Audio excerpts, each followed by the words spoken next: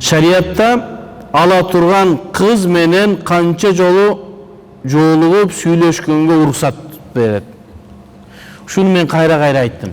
Жанагы 3 жолу жолуксун деген маселе бар го. Уккансыңарбы ушуну? Мен ушуну китептерден таппадым. Эгерде бирөө Ханафи мазхабтагы муътамат этибарга алынган китептен ушул жолукканда кыз менен бала жолукканда 3 жолу жолуксун дегенди алып келсе, мен кийинки сабагыма чыгып айтам 3 жолу эле жолуксун депчи. Себеби китепте жок нерсени мен айта албайм. Канча жолу жолугуш керек, аны мен билбейм. Мүмкүн 1 жолу жолугу, мүмкүн 2 жолу жолугу, мүмкүн 3 жолу жолугасың. Качан ошол аял, кыз сага турмуш аялдыкка турмушка чыкканга даяр экени көзүң жеткенде гана болду, анан барып туугандарыңды жөнөтөсүң. А бирок 6 ай сүйлөшүп жүрө бер деген маселе эмес, а? 1, 2, 3, 4, мүмкүн 5 жолу сүйлөшкөндө эмне болот? Ким экенин билесиң. Ошон үчүн биздин шариятыбызда ала турган кызды көрсүн дейт. Мынча жолу жолуксун деп шарт койгонун мен тапкан жокмун. Пайгамбарыбыз саллаллаху алейхи вассаламга бир ансари бетибажы сонун болуп сулууланып эле келип калды. Эмне болду, үйлөндүңбү деди, кийимдери таза болуп кетти, үйлөндүм деди. Мен үйлөнгөн атам деди. Көңүл ачылып келип калды. Үйлөнгөн атам сен кызды барып көрдүңбү деди. Жок, көргөн жокмун, ала турган эле болдум десе, жок, барып көр деди. Себеби мен ансария, мединалык кыздардын көзүндө бир адамдарга көп жага берген бир алымдар айтат, көзү көк дейт. Көк көз болгон дейт да, кээ бир адамдар баарына жага бербейт да.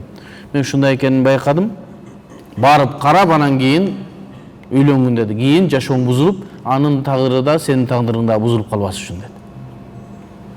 Шариятыбыз ушул хадистин негизинен алымдар анан көргөнгө уруксат берген.